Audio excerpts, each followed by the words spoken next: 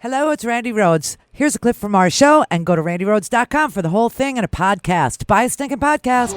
Believe it. Knock, knock. Who's there? It's a figment of your imagination. Randi Rhodes Show. Turn up your mind. As a former military officer, you simply cannot take money from Russia, Turkey, or anybody else. And it appears as if he did take that money. It was inappropriate.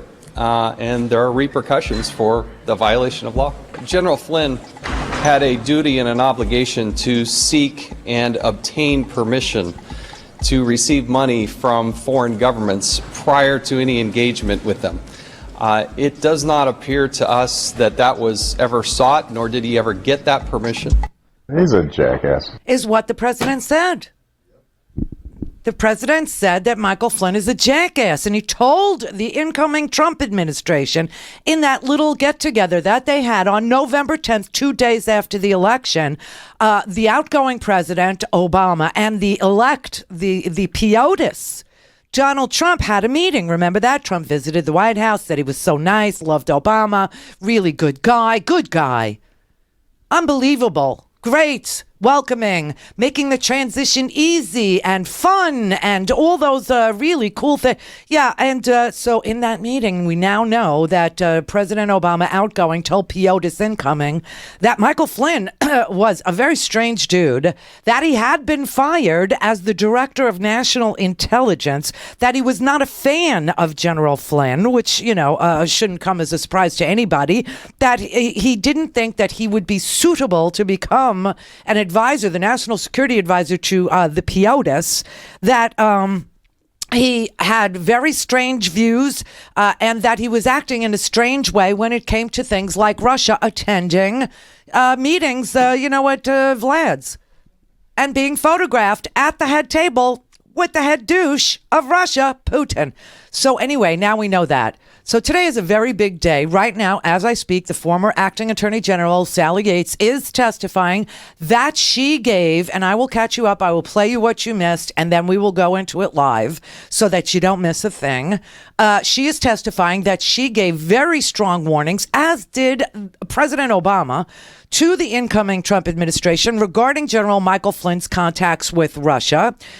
She actually told the White House about this. She called them, said she could not speak to them on the phone about what she needed to speak to them about. She called the general counsel. She called White House counsel Don McGahn, who I remember talking to my beautiful friend John Dean, the hero of the Watergate garbage. And I said to him, how could McGahn be running a White House like this?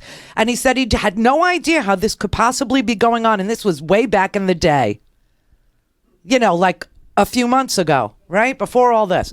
Anyway, she testifies that she called the White House and she said to Don McGahn, listen, something is going down and it's bad. Michael Flynn is lying. He's lying to the American people, according to all the public statements that your campaign is making, that the president is making, because at this time it was January 26th, and the president was not the POTUS, he was the president, Trump. And she said, he's lying. He's lying a lot. He's lying. And I have something I need to show you. I can't talk to you about this on the phone. May I come to the White House? And she brought a guy who was in charge of the counterintelligence investigation into these intercepted phone calls with Sergei Kislyak that incidentally records Michael Flynn talking about lifting sanctions on Russia. And she says, listen, you got problems. He is lying about these conversations that he had with the Russian ambassador, Sergei Kislyak. He was talking about easing sanctions. I see, Pence on the TV saying that that's not true. There's stuff here. Can I come over? He says, yeah, come over. All right. So it's the 27th of January. This is her first meeting. Now, I want you to know there is a timeline here. Sally Yates had 2 in-person meetings at the White House, and also a subsequent substantive phone call. Okay, so here is how the first meeting at the White House went. Right. So I told them again that there were a number of press accounts of statements that had been made by the vice president and other high-ranking White House officials about General Flynn's conduct that we knew to be untrue. And we told them how we knew that how we had this information, how we had acquired it, and how we knew that it was untrue. And we walked the White House counsel, who also had an associate there with him, through General Flynn's underlying conduct, the contents of which I obviously cannot go through with you today because it's classified. But we took them through in a fair amount of detail of the underlying conduct, what General Flynn had done, and then we walked through the various press accounts and how it had been falsely reported. We also told the White House counsel that General Flynn had been interviewed by the FBI on February 24th. Mr.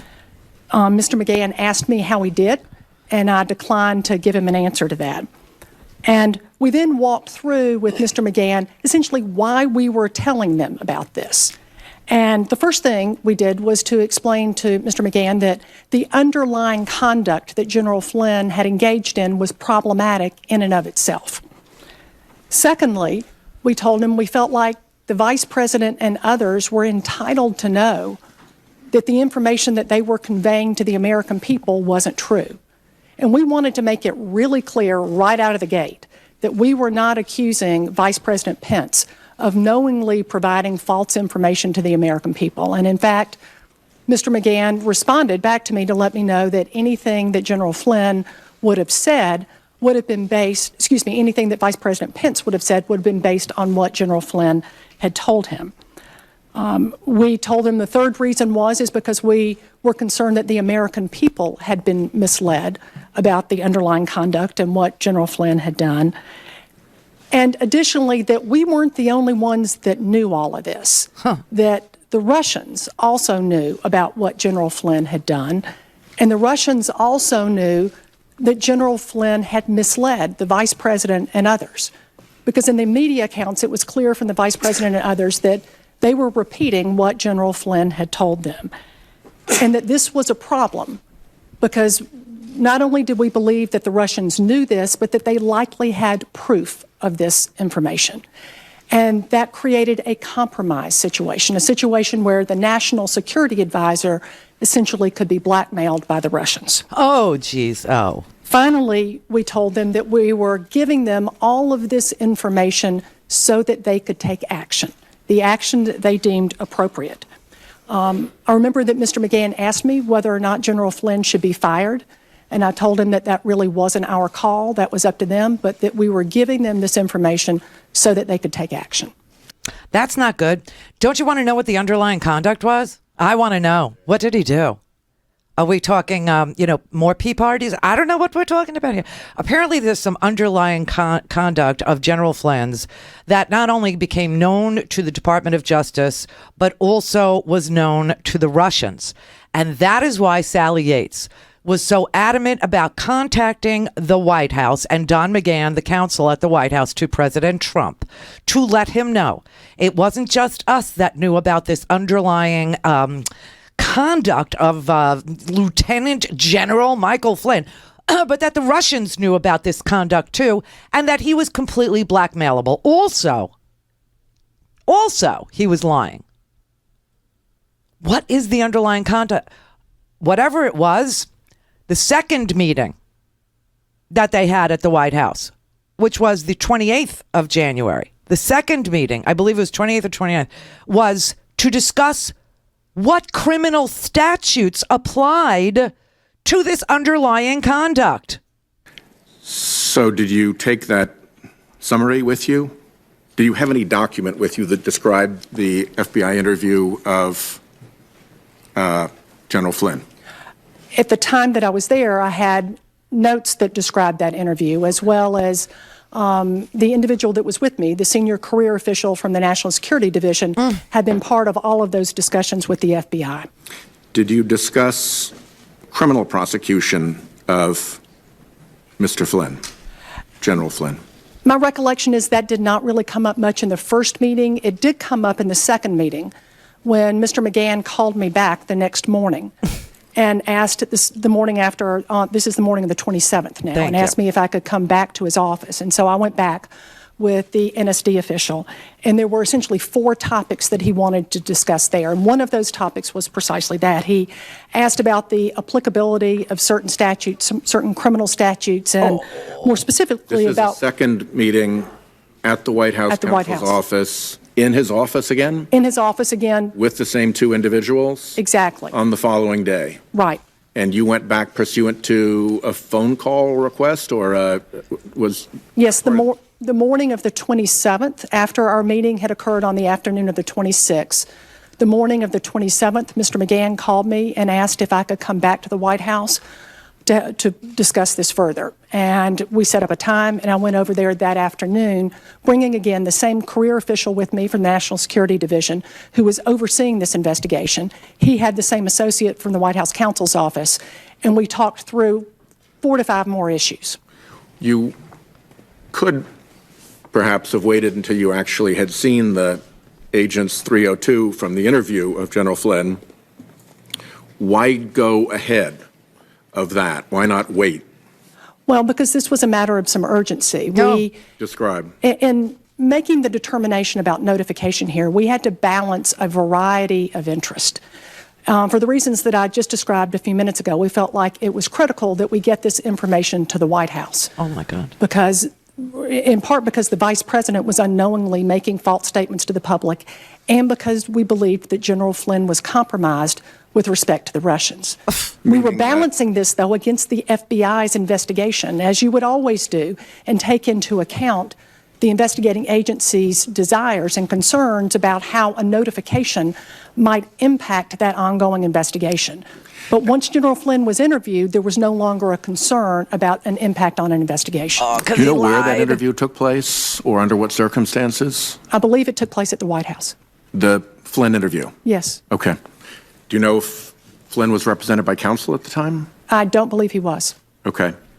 And the scenario that you were concerned about was that you were seeing all these statements coming from the White House that were inconsistent with what you knew.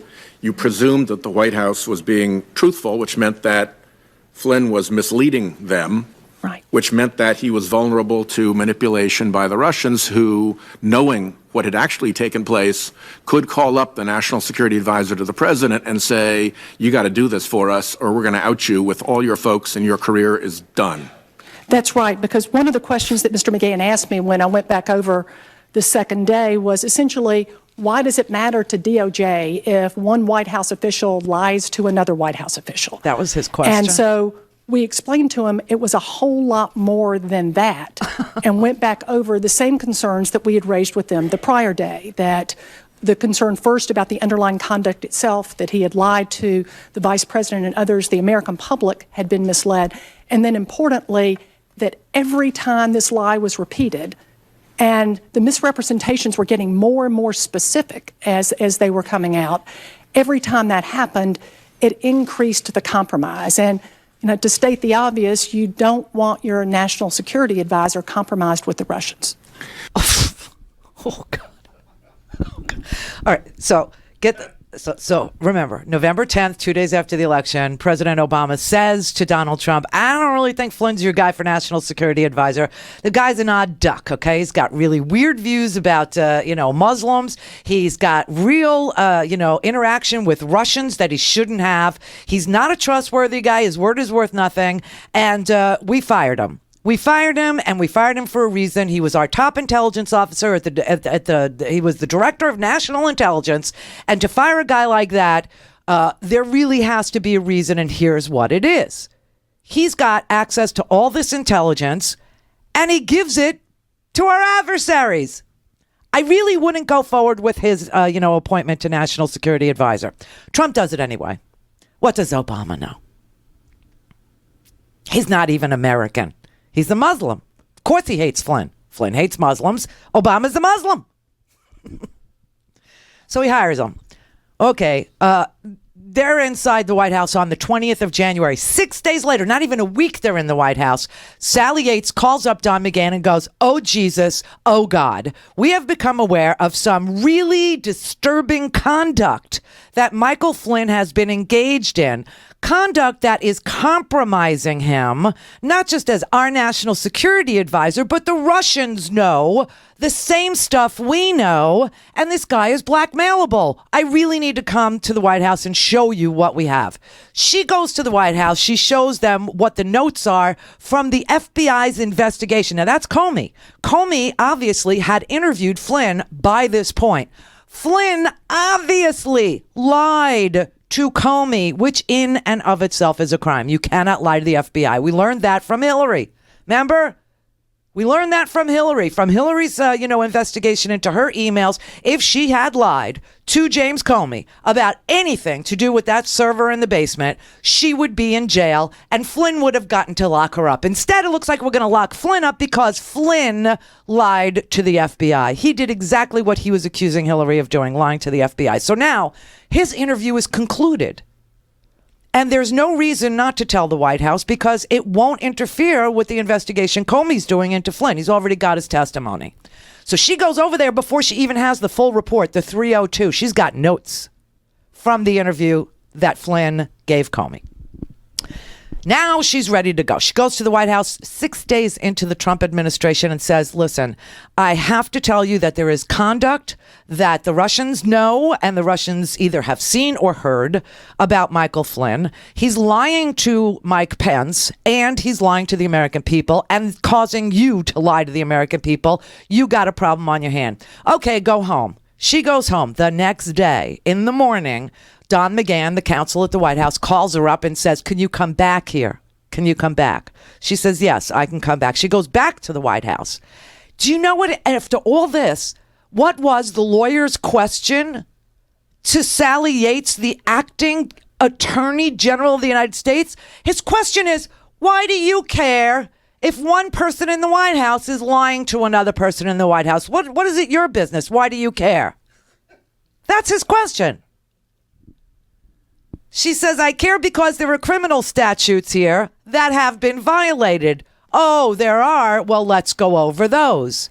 She goes over the criminal statutes that now apply to Michael Flynn's case, things he could be prosecuted for. And it sounds like statutes, plural, more than one, which means more than just lying to the FBI. And then they send her home. Then there's another phone call. What do they want? Can we see the evidence that you have? She says, let me get back to you on that. We'll play that on the other side of the break. And then she says, yeah, sure. Come on over. Take a gander. She does all the logistics, sets up the meeting, and guess what happens? She's fired. Oh, wow, man. It's good. Clear for takeoff. The Randy Rhodes Air Force. Air Force. RandyRhodes.com. For a commercial-free, on-demand, whenever, wherever listening experience, visit RandyRhodes.com for your personal premium podcast today. Well, it's clear that something's very, very wrong with the nation's economy. It's experiencing anemic growth. Our middle class is shrinking. Retirees are facing nationwide pension crises, with many pensions being underfunded and headed toward insolvency. The stock market's super volatile, and many experts say it's way overpriced. The Trump administration is MIA with their amazing economic plan for America. So how are you feeling about your economic security? Call my friends at ITM Trading. Just speak with one of their precious metals experts about gold and find out why now is the perfect time for gold. Learn why gold survives every government, every currency, every economic crisis. Call ITM Trading today at 1-888-OWN-GOLD and they'll send you a free gold buyer's guide. They've helped tens of thousands of people acquire physical gold and silver, and they can help you too. Call 1-888-OWN-GOLD, 1-888-OWN-GOLD, 1-888-OWN-GOLD, 1-888-OWN-GOLD. I'm Rick Smith, and this is Labor History in 2.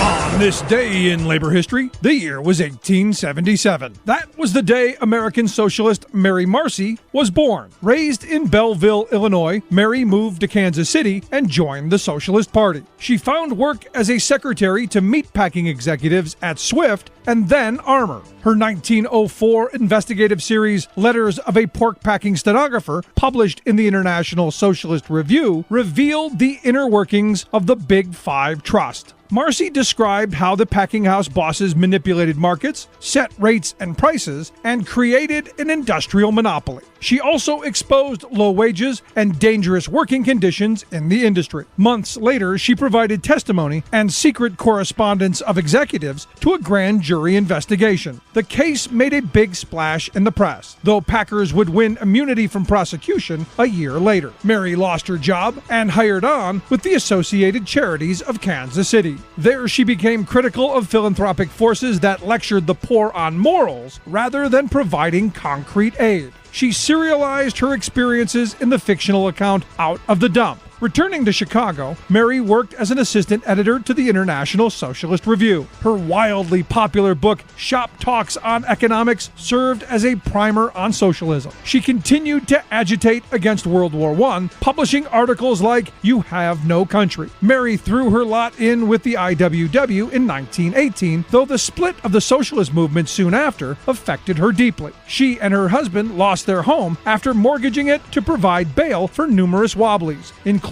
Big Bill Haywood, then swept up in Red Scare conspiracy trials. The period proved too much for Mary, and in 1922, she took her own life. Labor History in 2 brought to you by the Illinois Labor History Society and The Rick Smith Show.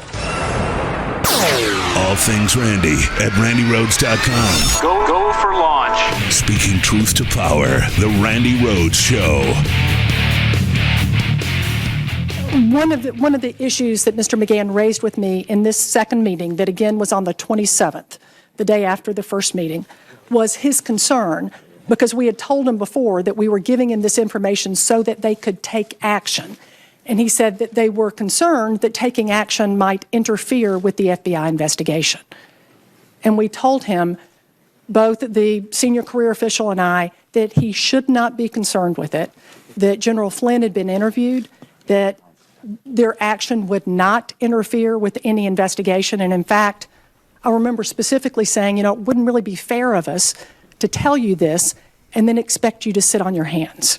Was the interview of General Flynn accelerated once you became aware of this information and felt you needed to get his statement quickly? Well, we had wanted to tell the White House as quickly as possible, and we're working with the FBI in the course of the investigation, but certainly we did as the misrepresentations. The first thing you know is that you have information that one thing was said, and the White House is saying something different. Mm-hmm. And you know that that information, irrespective of who is involved, needs to get up to the White House quickly. And so at that point, the decision was made to do the interview so that was locked down before you went up to White House counsel? Right, so that would not have a negative impact on the FBI investigation at that point. And there was a request made by Mr. McGahn in this second meeting as to whether or not they would be able to look at the underlying evidence that we had described for him of General Flynn's conduct. And we told him that we were inclined to allow them to look at that underlying evidence, that we wanted to go back to DOJ and be able to make the logistical arrangements for that. This second meeting on the 27th occurred late in the afternoon. This is Friday the 27th. So we told him that we would work with the FBI over the weekend on this issue and get back with him on Monday morning. And I called him first thing Monday morning to let him know that we would allow them to come over and to review the underlying evidence. And was that the phone call, or is there a separate phone call? There was the phone call initially to let him know I needed to come see him. Yep. 2 meetings, and then a phone call at the end to let him know that the material was available. He had to call me back. He was not available then, and I did not hear back from him until that afternoon of Monday the 30th. And that was the end of this episode. Nobody came over to look at the material. I don't know what happened after that because that was my last day with DOJ. Got it. So just so you can follow this, okay, it starts on November 10th. Obama warns him about Flynn. They don't give a rat's ass. They take over the White House on the 20th. 6 days later, Sally Yates calls Don McGahn, the counsel at the White House, to inform him that your national security advisor has taken part in some conduct that is blackmailable by the Russians. And it's not a good idea to have him as your national security advisor. I need to come over and show you something. May I come to the White House? Sure, come on over. She goes over to the White House. She shows them evidence of some underlying conduct that would make him blackmailable. She tells them that he's lying to the American people. He's lying, obviously, to Mike Pence, who is out on the TV saying that Mike Flynn has never discussed sanctions with the Russians or any such thing. The next morning, he calls her back and he says, can you come back to the White House? I have some more questions for you. She says, sure. She goes back to the White House. And what is their question? Their question is, why do you care if one person in the White House is lying to another person in the White House? What do you care if Michael Flynn is lying to Mike Pence? That is unbelievable. She says, well, I care because there are criminal statutes involved here, plural. And I need to go over them with you so that you're very clear who your national security advisor is and what he is facing with regard to an FBI investigation. Then she shows him, they go over all the criminal statutes. Then the next day he calls her up and says, I want to see your evidence. She says, okay, let me arrange it. Let me get, all the logistics in order. And you can come up here. We need to discuss this in a secure location. So there's some logistics involved because this is classified information. And I will arrange it. And then he calls Monday morning and she says, yes, we can do that. Why don't you call me back in the afternoon and we'll fix up, we'll get your schedule and we'll get you over here. And then that afternoon, she's fired. Of course, the Republicans in this hearing today are only interested in who leaked the information. How did it end up in the Washington Post? And, James Clapper is there, the former, head of the CIA, and Sally Yates is there, the former acting Attorney General of the United States. And they don't know how it ended up in the Washington Post. But that's all the Republicans are interested in. They're not interested in his behavior. They don't have any questions about what is his underlying conduct. Was it something of a physical nature? Did it have to do with remuneration? All I can tell you is that while all this is going on January 29th, while all this is being planned so she could show the evidence to Don McGahn at the White House, Trump signs an executive order elevating Steve Bannon to the National Security Council, putting him in the same room with Michael Flynn. He adds him, and he downgrades the chairman of the Joint Chiefs of Staff and the director of national intelligence that nobody could understand. Like, why was he doing this? Obviously, he was closing the circle. He didn't want people that would say anything to him about Flynn's Flynn's provable compromised position that the Russians knew about. I'll also tell you, on the 28th, the same day she's trying to arrange for Don McGahn to come to a SCIF at the Department of Justice, a secure location at the Department of Justice, to look at all the evidence against Flynn. Flynn takes part in a phone call where Trump is on the phone and Vladimir Putin, the counterpart to Trump, is on the phone. The counterpart to Flynn is on the phone, and Trump and Flynn were sitting in the Oval Office and joined by Vice President Pence, Reince Priebus, the press secretary Sean Spicer, and Steve Bannon. So she's arranging to show the White House counsel all this evidence, and they're still on the phone talking to Russia. Knowing there's a live issue with this guy, Flynn, they still include him in the meeting with Pence, with Bannon, with Flynn, and Donald Trump. They're all on the phone talking to somebody in Russia. And then the next day, Trump changes who's in the National Security Advisor, who's going to be on the National Security Council, and he puts Steve Bannon in there. And then on the 30th, she's fired as acting attorney general in a very strongly worded White House statement that she had betrayed the administration because she refused to defend what she believed to be an unconstitutional Muslim ban. Now, I'll tell you, John Cornyn tried to nail her. There's something wrong with you. How could you overrule the Office of Legal Counsel in the White House? The Office of Legal Counsel in the White House, which is the president's counsel, again, it's Don McGahn, says that there's nothing wrong with this Muslim ban. It's perfectly legal, and there's no reason why the Department of Justice shouldn't go into the court and defend it. She says, I'm sorry, I have to note, she said to Cornyn, I had to tell the Office of Legal Counsel that they were wrong. And he said, how dare you tell the White House counsel he's wrong? I know you're a 27-year Department of Justice veteran, but what could you possibly know? The Office of Legal Counsel has a narrow function, and that is to look at the face of an executive order and to determine purely on its face whether there is some set of circumstances under which at least some part of the executive order may be lawful.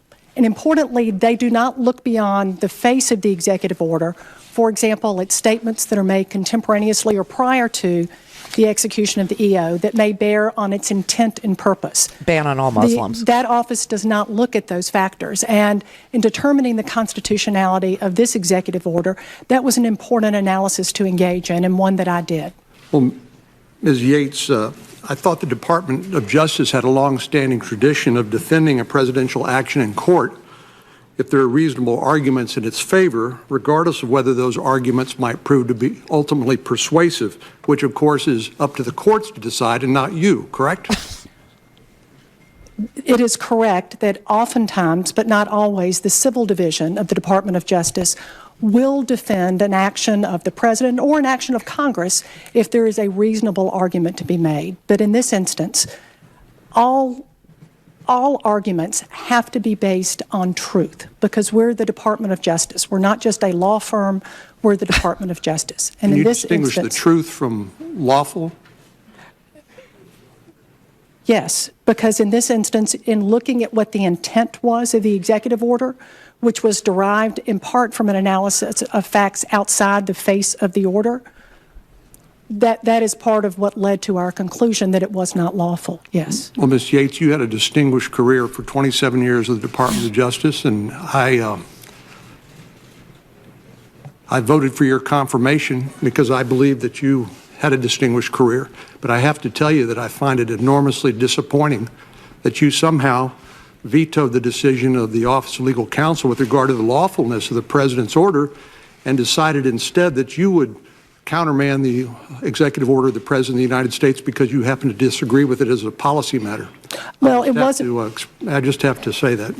I appreciate that, Senator. And let me make one thing clear. It was not purely as a policy matter. And in fact, I remember my confirmation hearing in an exchange that I had with you and others of your colleagues where you specifically asked me in that hearing that if the President asked me to do something that was unlawful or unconstitutional, and one of your colleagues said, or even just that would reflect poorly on the Department of Justice, would I say no? And I looked at this, I made a determination that I believed that it was unlawful. I also thought that it was inconsistent with the principles of the Department of Justice, and I said no, and that's what I promised you I would do, and that's what I did. So obviously, everybody in this audience knows that when it comes to applying law and statute to crimes or to constitutionality or unlawfulness, intent matters. And because Donald J. Trump was calling for a ban on all Muslims coming into the United States, the intent was known to every American man, woman, and child who had ever paid the least bit of attention to Donald J. Trump's campaign. And so she said, no, I will not defend this because the intent was a ban on all Muslims. And while the Office of Legal Counsel had a limited legal obligation to look at the face of the executive order to see if there was anything unconstitutional in the presentation of it or on the face of it, the answer clearly was no. What was also just as obvious was the plain meaning, Gorsuch, of the Muslim ban that he had called for, that Rudy Giuliani was on the TV saying, that Donald Trump asked for, that Rudy Giuliani said he would come up with a way to make it look legal. And that is what that Muslim ban was, and she refused to defend it.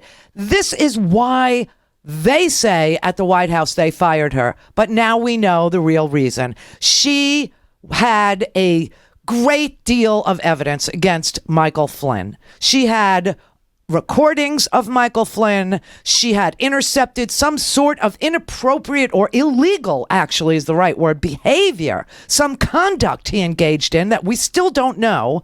I have a feeling it was he took money from the Russians in exchange, a quid pro quo for taking sanctions off the United States, and was caught on the phone either thanking them for their payment and assuring them that he would act on their behalf going forward as the national security advisor, or something really close to that effect. So much so that she had to go and tell the White House criminal statutes had been violated. But don't worry about the FBI investigation, because Michael Flynn's already talked to James Comey, and that interview did not go well. But it's done, and he lied, and don't worry, that investigation will not be jeopardized by anything that you do, but you do need to fire him because he is compromised and blackmailable. And that is what was in the newspaper. That is what the Washington Post had in the newspaper. And of course, we don't know how it got there, but that is all the Republicans care about.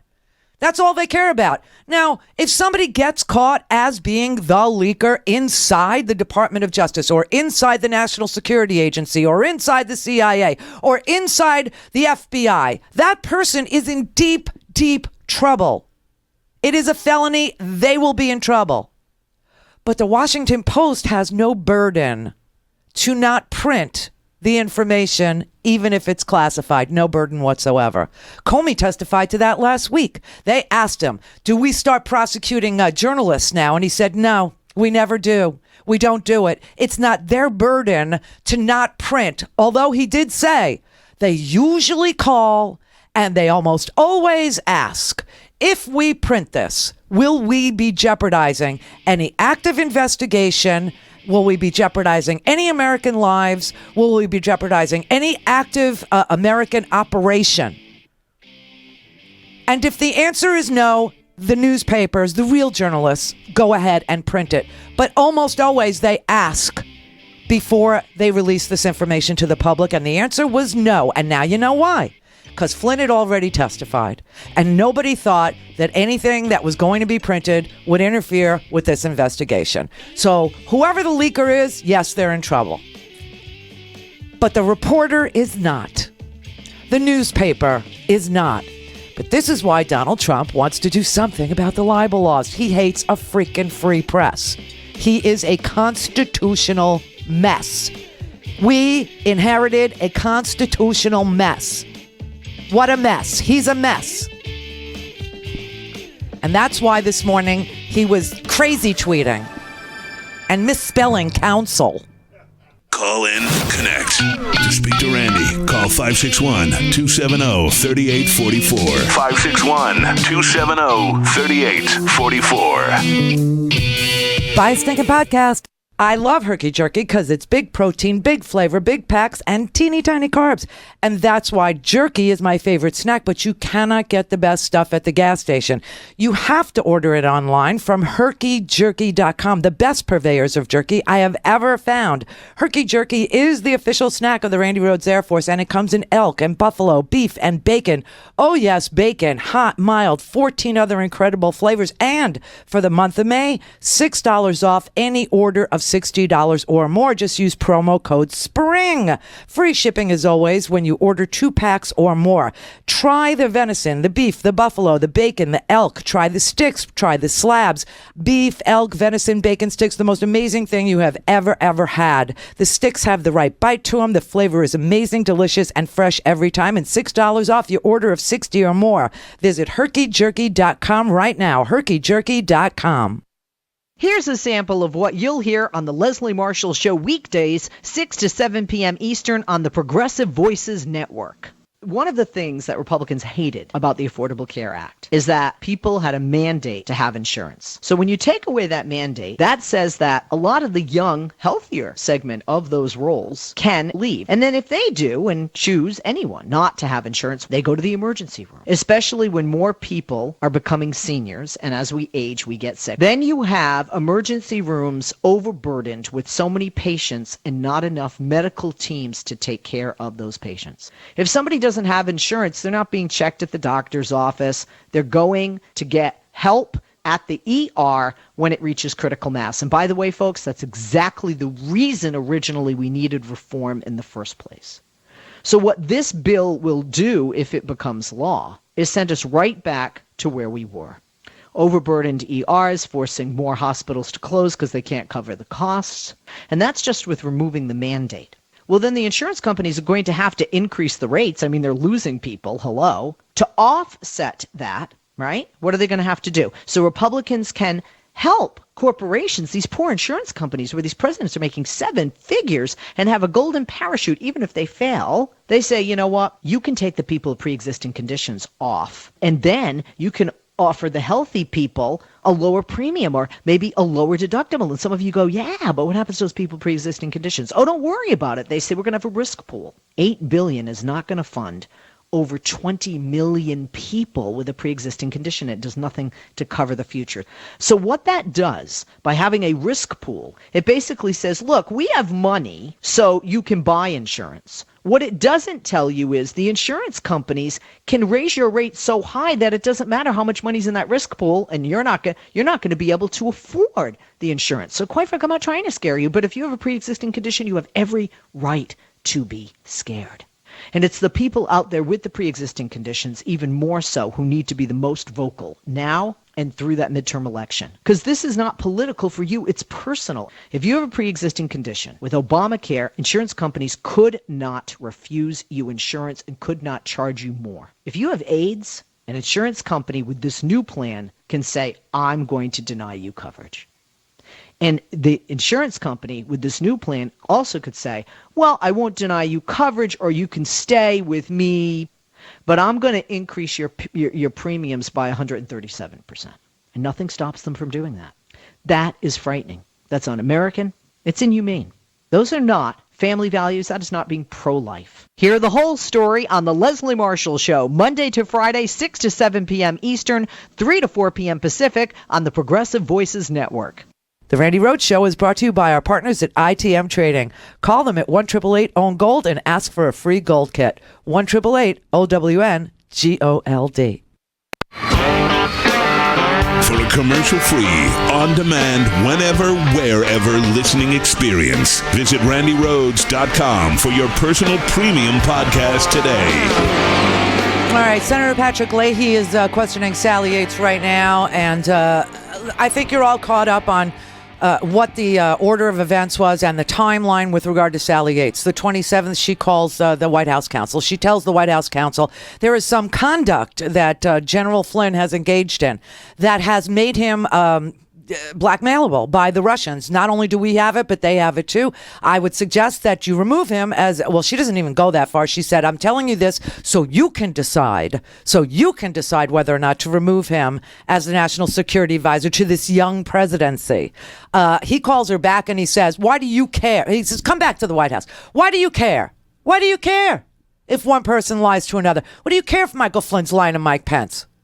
What? That was his reaction to all this. She said, well, let me go over the criminal statutes that are in play right now with regard to General Michael Flynn. He says, well, what do we do? Because, you're telling me there's an FBI investigation. I don't want to disturb it. She goes, don't worry about it. You're not going to disturb the FBI investigation because he's already told Comey what he's told Comey. And quite frankly, it didn't go very well. He sort of kind of lied. And that's illegal too. And then she has the actual 302 report on this at the second meeting, which shows what Flynn told Comey. And she said, this is not good. Plus, there's the underlying conduct. Just letting you know. Calls her back and says, I want to see your evidence. She says, sure. Yeah, sure. Come on up. And as soon as he is told yes, he can go to the Department of Justice and look at the evidence that they have against General Michael Flynn. She's fired. Michael Flynn isn't fired. Michael Flynn, this is all, January. Michael Flynn isn't fired till February 13th. February 13th. Okay, so let's listen in for a little bit and see what goes on, okay? Yes, it could be, you could rationalize that helps the Russians by obfuscating Russians, they're everywhere. Who is actually responsible. Thank you. Thank you very much, General. Thank you, Ms. Yates. It's good to have you both here. I believe Al Franken is next. Senator Franken. Yes. Thank you, Mr. Chairman. I want to thank both you and the ranking member for this hearing and these hearings. And I want to thank General Clapper and Okay, and thank the Academy and okay. Attorney General Yates. And your manager and Franny, my beautiful for wife appearing of today. 4,000 years. We have, the intelligence communities have concluded, all 17 of them, that Russia interfered with this election. And we all know how, that's right.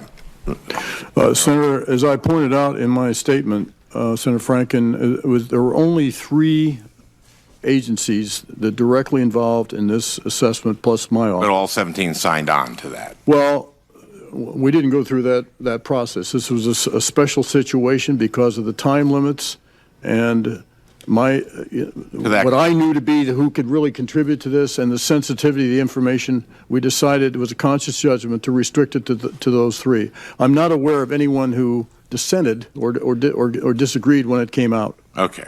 And I think anyone who's looked at even the unclassified report is pretty convinced that this is what happened.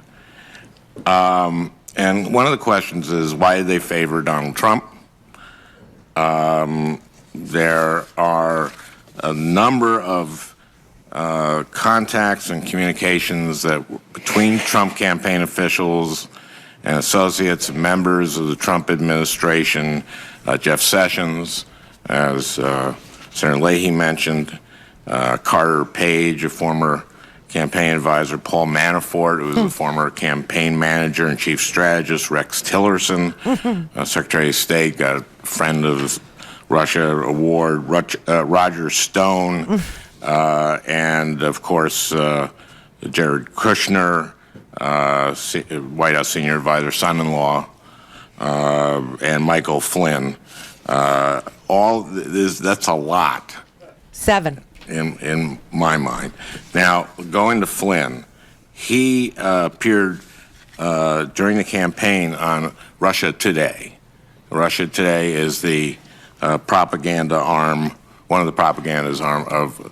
And now, General, since you've retired, have you appeared on Russia Today? Not wittingly, no. No. Okay. And General Flynn received $37,000 for sitting next to Putin at the 10th anniversary of Russia Today. It seems all this seemed very odd to me and raised a lot of questions. I was struck that Mr. McGahn did not ask you in the second meeting why DOJ, General Yates, would have concerns that the National Security Advisor had lied to the Vice President. In the first meeting, did you mention that he might be compromised? Certainly, we went through all of our concerns in the first meeting.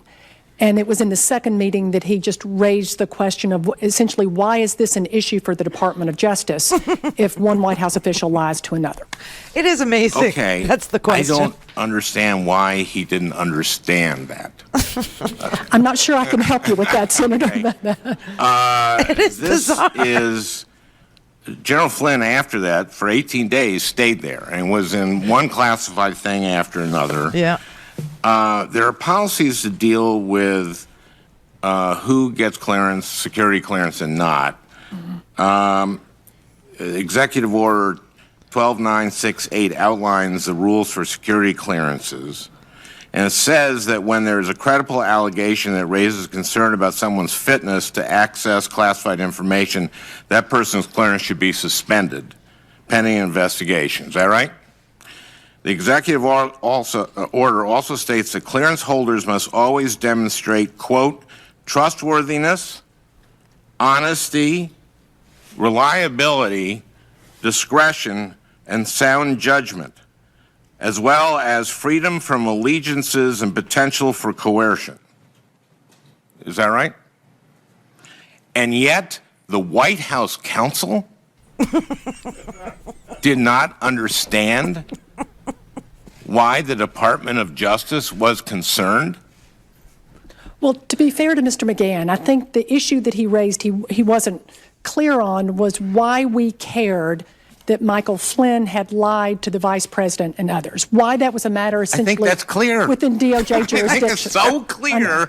Yeah. I can't. And the president had told President Obama had told the incoming president-elect that 2 days after the election, don't hire this guy. Really? I don't know anything about that. Well, that's what we've heard. And we have McGahn doesn't understand what's wrong with this. And then we have Spicer, the press secretary, saying the president was told about this. The president was told about this in late January, according to the press secretary. So now he's got a guy who has been, the former president said, don't hire this guy. Right. He's clearly compromised. He's lied to the vice president, and he keeps him on. And he lets him be in all these classified he lets him talk with Putin, President of the United States, and the National Security Advisor sit in the Oval Office and discuss this with Putin. And Bannon. Is it possible that the reason that he didn't fire him then was that, well, if I fire him for talking to the Russians about sanctions, and if I fire, what about all the other people on my team who coordinated? I mean, isn't it possible that the reason, because you ask yourself, why wouldn't you fire a guy who did this? You're fired. And all I can think of is that he would say, well, everyone else did it. We've got all these other people in the administration who have had contacts. We have all these other people in the administration who coordinated, who were talking. Maybe that. I'm just trying to we're trying to put a puzzle together here, everybody. And maybe, just maybe, he didn't get rid of a guy who lied to the vice president, who got paid by the Russians, who went on Russia Today, because there are other people in his administration who met secretly with the Russians and didn't reveal it till later, until they were caught. That may be why it took him 18 days until it came public to get rid Is there a question here? Mike Flynn, who was a danger to this republic. Care to comment? No. I don't think I'm going to touch that, Senator. Thank you. Senator Blumenthal. I didn't think that was it. Yeah. All right. That's Al Franken. Imagine working with him every single day and it being in the break room, trying to get back on the air in time for the live show. Talking to him in the kitchen. And the question was, how was your weekend? You know. The Randy Rhodes Show is live on randyrhodes.com and the free Progressive Voices app for Android and iOS. Visit the App Store or progressivevoices.com now. Buy a stinking podcast. You're listening to WIN, Workers Independent News, a diversified media enterprises production. For WIN, I'm Joanne Powers. The nation's largest nurses union has condemned the passage of the American Health Care Act by House Republicans as cruel and unusual punishment for millions of Americans. Following the vote, National Nurses United issued a statement saying the bill to overturn the Affordable Care Act, popularly known as Obamacare, would deprive tens of millions of Americans of their health care coverage and threaten millions more with bankruptcy. NNU spokesperson Charles Idelson. Well, I would call it a train wreck, except a train wreck is more humane than the monstrosity that got passed by the fanatics in the House. One thing that gets understated in the coverage is that it was essentially a cover for a massive hundreds of billions of dollar giveaway to the wealthiest people in the United States. Anywhere from $600 to $800 billion in tax cuts jammed into that bill, something like 80% of which go to the top 1% in this country.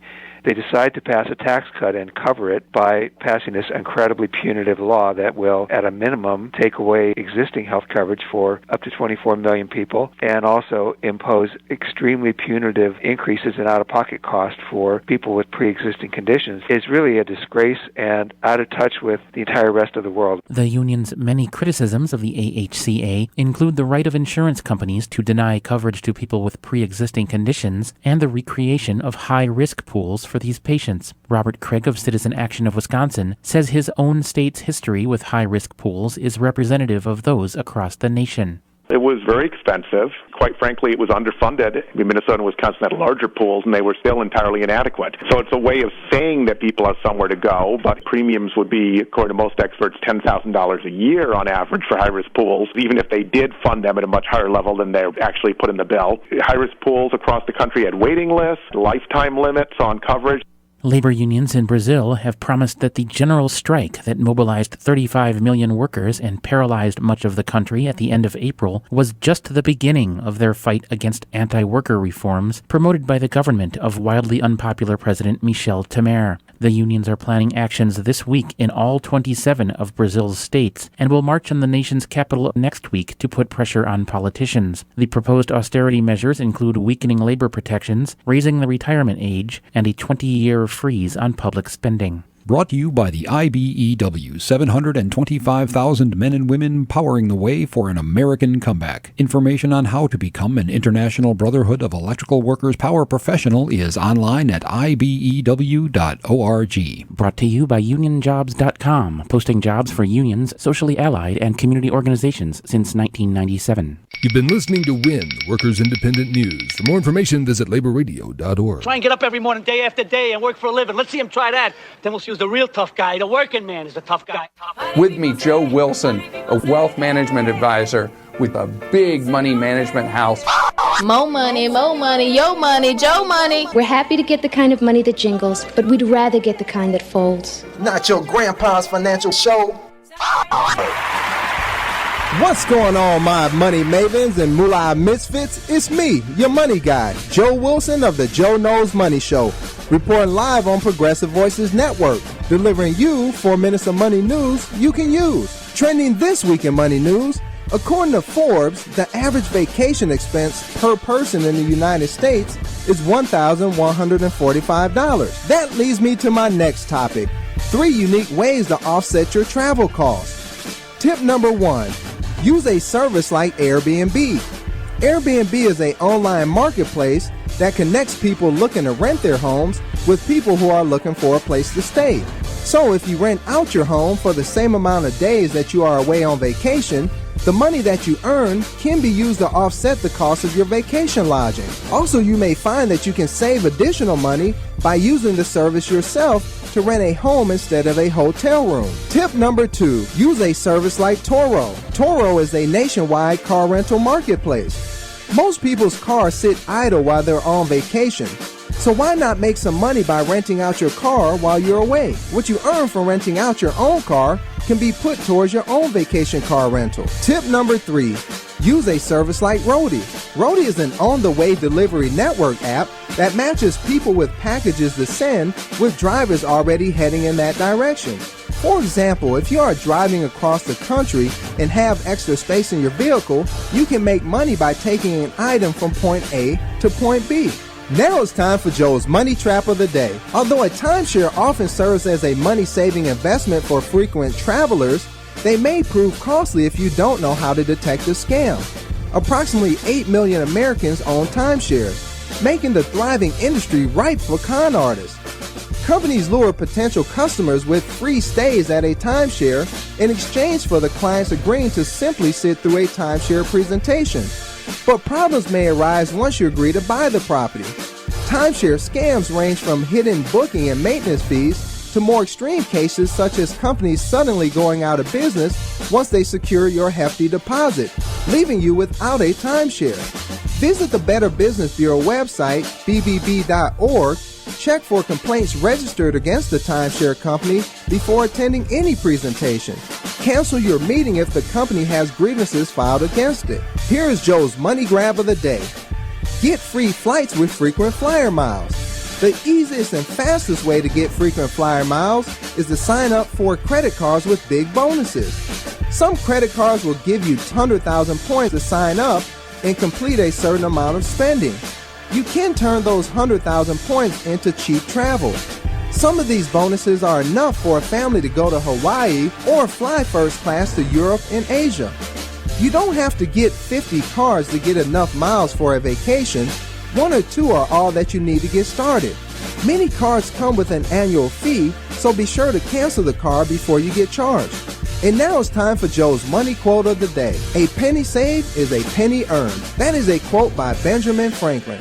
You are listening to the Joe Knows Money Show on Progressive Voices Network. Follow us on Facebook at facebook.com/Joe Knows Money to hear this and other money news you can use segments. Mary had a little man. The fault. We believe that all men are created equal. To the magnificent mosaic that is America. From radio beacon to radio beacon. I have a dream today. Change has come to America. Believe it. Knock, knock. Who's there? It's a figment of your imagination. Randy Rhodes Show. Turn up your mind. Okay, so I think the best thing that we can do is to bring you the hearing live and just make sure that you're caught up on the storyline so far. And of course, it's a very simple one. On November 10th, 2 days after the election, President Obama had Donald Trump to the White House, as we all saw and knew. And Donald Trump was effusive in his praise for President Obama and his hospitality and his wisdom and his talk and his helpfulness on the transition. And one of the things that also occurred on that day was that President Obama warned President-elect Trump that hiring Michael Flynn as national security advisor would be a big mistake, huge, enormous, gigantic, just big, and not to do it.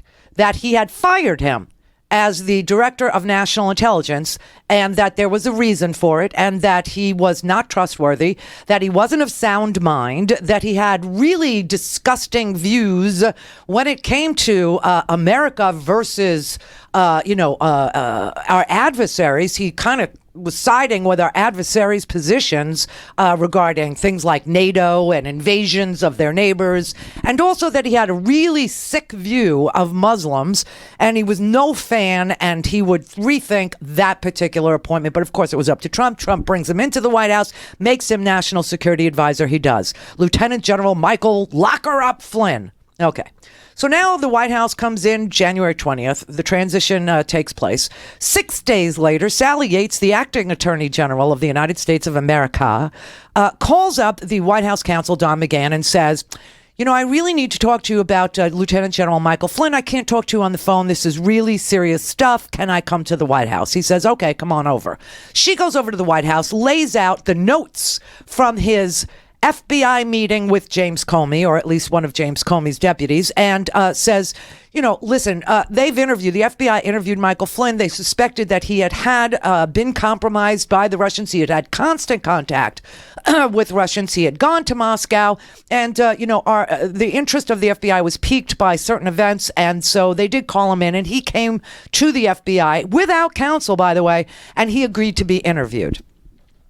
So when he sat down for this interview, turns out he lied, or it appears that he lied. She brings all the notes from the interview, not the actual 302 report of the interview, but the notes from the interview. And she also brings a national security deputy with her, and Don McGahn brings one of his deputies. So there's 4 people in this meeting. And she said, and there's also some underlying conduct, and we don't know what that is to this minute. Don't know what the underlying conduct is. But he says, okay, thanks a lot, and then lets her go. The next day, Don McGahn, the White House counsel, calls her up, and his only question to her is, why do you care if one member of the White House lies to another member of the White House? What is it your business? This was his question. She says, okay, I need to come back because I have to talk to you about something else. She goes back to the White House, and she lays out for him all the criminal statutes under which Michael Flynn might be prosecuted. So there are various crimes here. He's like, oh, criminal statutes. Okay, so there's a crime. Oh, now I get it. Now I understand. Okay, go home. She leaves. He calls her the next morning, and he says, can I see your evidence? She says, yeah, of course you can. Come on over. Come to the Department of Justice. I'll arrange for a secure room to talk in because this is all classified, and you can see our evidence. That day, she's fired. We were told she was fired for failure to defend the Muslim ban, which she also agrees to this minute was unconstitutional, and having now the benefit of many, many courts weighing in and saying, you know, his intent was to do a Muslim ban, and that would be a religious ban, and America doesn't do that by virtue of its constitution.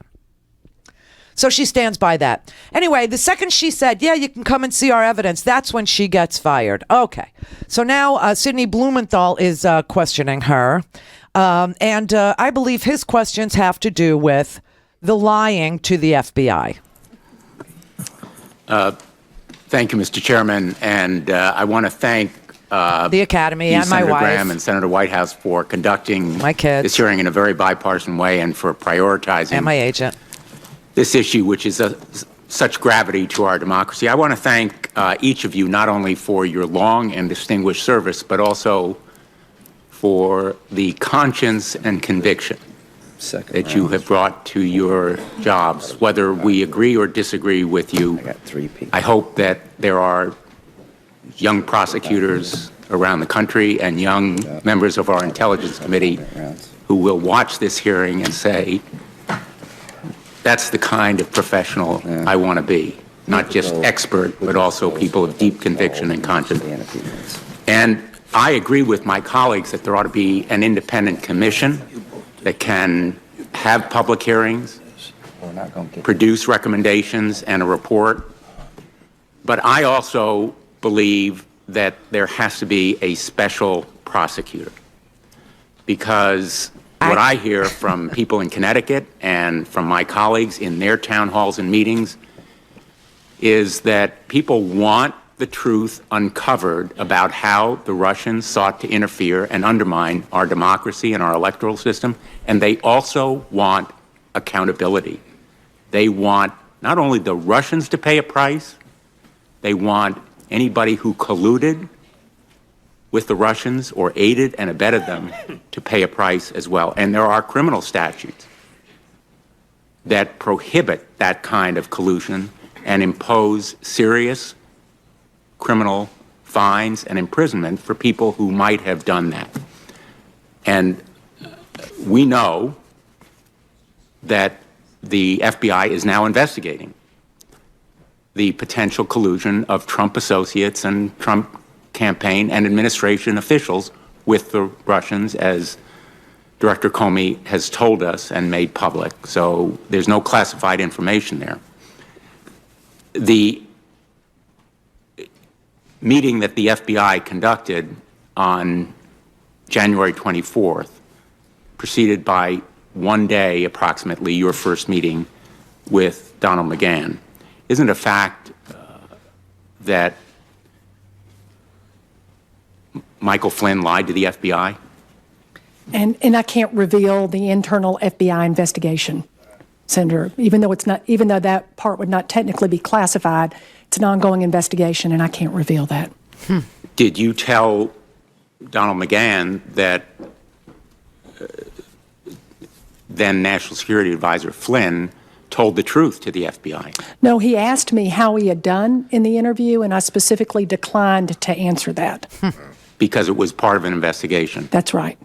Was that intended to indicate to him that Michael Flynn had a problem in that interview? No, I was intending to let him know that Michael Flynn had a problem on a lot of levels, but it wasn't necessarily with respect to how he performed in the interview. I was intentionally not letting him know how the interview had gone. And lying to the FBI is a crime, correct? It is, yes. Violation of 18 United States Code 1001. That's right. And it's punishable by 5 years in prison. Yes, it is. So if Michael Flynn lied to the FBI, he had a ton of legal trouble facing him. He could face criminal prosecution if he lied to the FBI, yes. And if he became a foreign agent for another country, for Turkey, which he was a foreign agent for, without getting permission from the Department of Defense, he faced criminal penalties for that and still faces them, correct? Yes, it's certainly FARA violations can be criminally prosecuted, yes. In fact, it's a violation of 18 United States Code 219, and that's punishable by 2 years in prison, correct? Mm-hmm. And his failure to disclose payments from foreign sources, which also he had done before you went to Donald McGahn, is also criminally punishable, is it not? That was not a topic I discussed with Mr. McGahn, and so not something I can discuss here today. But it is, in fact, from your knowledge, a violation of criminal law, is it not? To not disclose payments from foreign, yes, but I'm not speaking to his specific conduct, just generally that it is, yes. If Michael Flynn is prosecuted for any of these crimes, isn't it possible that the Vice President of the United States might be a witness? I guess it would depend on the crime.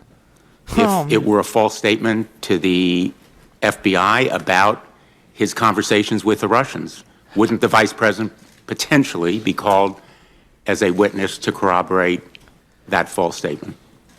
You know, I would be, certainly that's possible, but I'd be speculating how such criminal prosecution would come together. So where I'm going is the need for a special prosecutor is because officials at the highest level who are responsible for appointing the Deputy Attorney General, the United States Attorney General, are all potentially witnesses, and they are even targets, correct?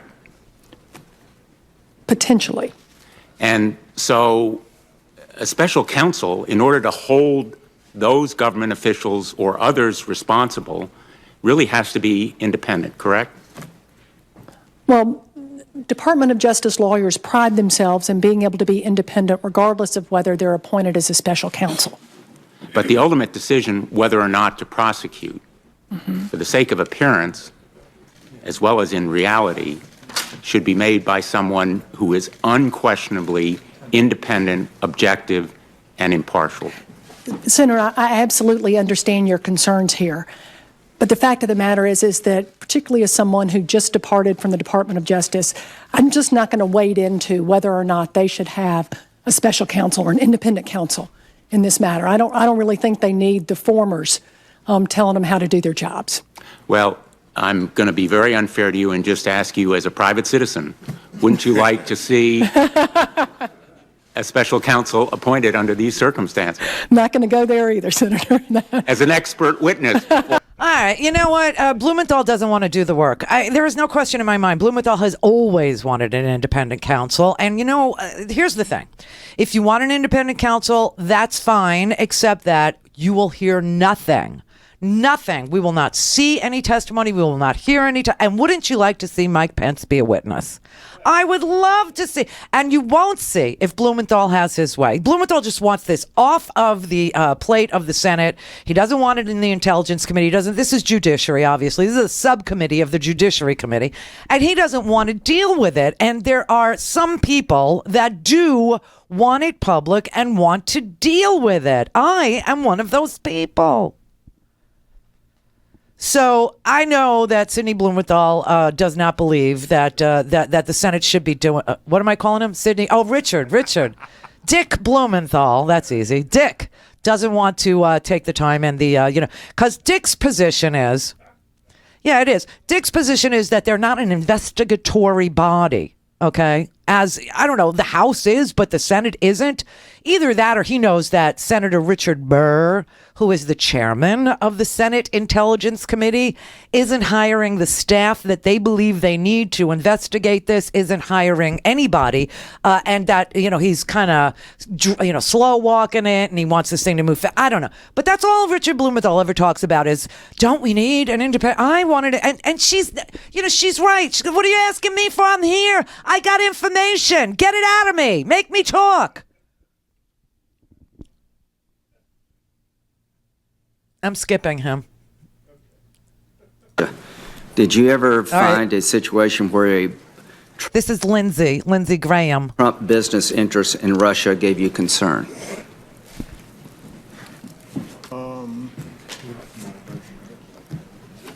Not in the course of the preparation of the intelligence community assessment. Since? I'm sorry? At all, anytime?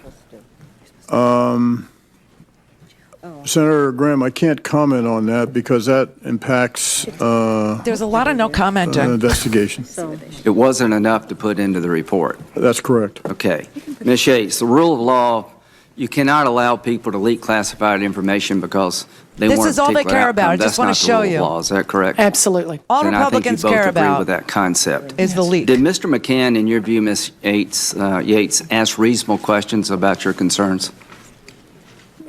I didn't really have a judgment about whether they were reasonable or unreasonable, but I do think that Mr. McGahn was trying to get to the bottom in our discussions of what had happened with General Flynn. And he wanted to actually see the information that you were talking about. He indicated he did. Again, I don't have any way of knowing what happened after that. But he said he wanted to. You tried to set that up. That's right. Okay. Now, about surveillance. Mm-hmm. This is very important. An American citizen cannot be surveilled in the United States for colluding with a foreign government unless you have a warrant. Is that a true statement of the law? That's right. Is it fair to say that incidental collection occurs even in the United States? That's correct as well, yes. Okay, so there's two situations that we would have found out what General Flynn said to the Russian ambassador. If there was a FISA warrant focused on him, was there? Was there?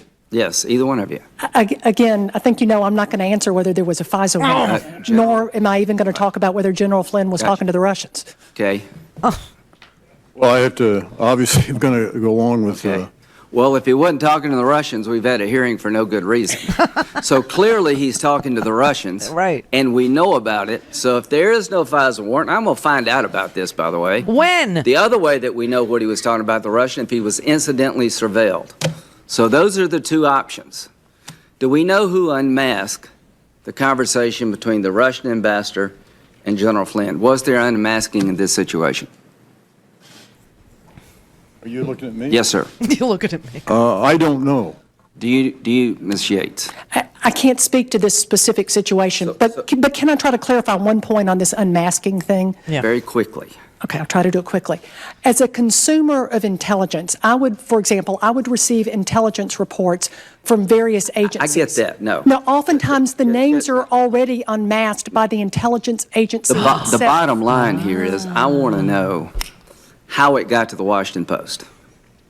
Somebody had to have access to the information, and they gave it to the Washington Post. Is that a fair statement? That's right. That's what it looks like to me. Is that right, General Clapper? Yes. And it was, neither one of you did it. That's right. That's right. How many people can request unmasking of an American citizen in our government, General Clapper? How many? I don't have an exact number. It's, I think, fairly limited because it's normally fairly high-level officials. How did you know that General Flynn was talking to the Russians? Who told you? And I can't reveal that in an open setting. But what I was trying to say is that oftentimes we receive intelligence reports where the name of the American citizen is already unmasked, and it's unmasked by the intel agency because not based on anybody's request, but because the name of that citizen is essential. Is that the situation here? I can't, okay. Senator, I cannot. Thank you. My 4 minutes is up. Thank you both. I want to know the answer to these questions. Senator Whitehouse. All right, I'm going to take a break here and we'll come back and hear Sheldon Whitehouse. That was important. That was important. She's trying to let them know that neither her nor James Clapper requested the unmasking of Michael Flynn, who obviously was recorded speaking to the Russians in such a way that everybody's hair was on fire in the intelligence community, and that report came to her with Flynn's name revealed. No one had to request it because it was already requested by somebody in our intelligence agencies, and I'll bet you that happened when Michael Flynn appeared on Russian next to Vladimir Putin. And our intelligence agency said, that is our former director of national intelligence, a guy who's got the keys to the kingdom, sitting next to Vladimir Putin. All things Randy at randyrhodes.com. Go for launch. Speaking truth to power, the Randy Rhodes Show. Bye, Stinking Podcast. Well, new economic numbers are out, and the Trump administration saw the worst economic growth in the last 3 years. And the really scary part is, who knows where the economy is going from here? That's why it is the perfect time to buy gold. Call ITM Trading now and speak to a precious metals consultant and ask for a free gold kit. Just say you're a Randy Rhodes listener and you'll get a complimentary copy of their newsletter. This issue examines 3 troubling economic problems that the Trump administration must solve or risk sending the U.S. economy into a full-blown recession or even worse. The newsletter also examines how you can benefit from these current economic conditions and how to take the right steps to protect yourself.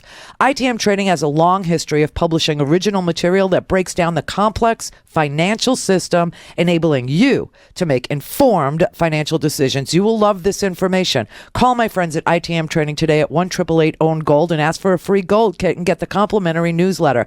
1-888-OWN-GOLD. 1-888-OWN-GOLD. Have you ever bought anything because of an infomercial? I'm afraid I am a sucker for those spots, and all my opinions are mine and mine alone. Welcome to She Persisted. I'm Melissa Carter for the Progressive Voices Network. The latest thing I first made fun of, and then I sat through the entire commercial, is the kitty roo. Now, this hooded sweatshirt has a built-in compartment for your cat, much like a pouch on a kangaroo. And that way, if you are chilling on the couch or walking around your home, your cat can stay comfortably warm in his or her little pocket. Another item that almost had me picking up the phone to order is the Magic Tracks Glow in the Dark racetrack. I mean, I saw the commercial many times and wondered who would enjoy it more, my 2-year-old son or me. I mean, you can turn the lights off, go crazy with wiggling the tracks in different directions, and the lit cars stay on the track.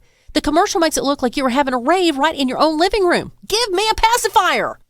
It doesn't always turn out so well when you give in to the temptation, though. One thing I purchased from an infomercial and was quite disappointed with it was the Organic Green nonstick frying pan. Nothing sticks to this pan, not even an egg. And that's when the person on the TV begins sliding the said cooked egg across the surface of the miracle pan with ease. But not in my kitchen. That pan is the worst in my collection and requires quite a scraping no matter what I cook. It sits in the drawer unused unless I have no other clean cookware and am forced to break it out. Much like having to turn my underwear inside out, using that pan is something I would do, but not admit it to anyone. Now, my favorite infomercial of them all is to watch the one pimping Flex Seal. How exciting is this product? I mean, all you have to do is spray this liquid rubber anywhere and water becomes your bitch. And now there is a Flex Seal tape. No need for a spray can or brush to keep in even the most stubborn leaks. I love watching that guy in his boat floating on a screen door soaked in Flex Seal. It is a miracle product, really. Before I open up my own as seen on TV store, a friend recently gave this valuable advice. Melissa, change the channel. This has been She Persisted for the Progressive Voices Network. I'm Melissa Carter. For a commercial-free, on-demand, whenever, wherever listening experience, visit randyrhodes.com for your personal premium podcast today.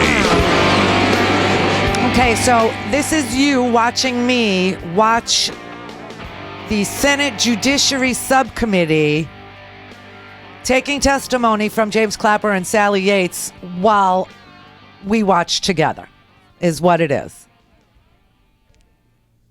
Do the math, everybody. Sometimes the facts have to be managed.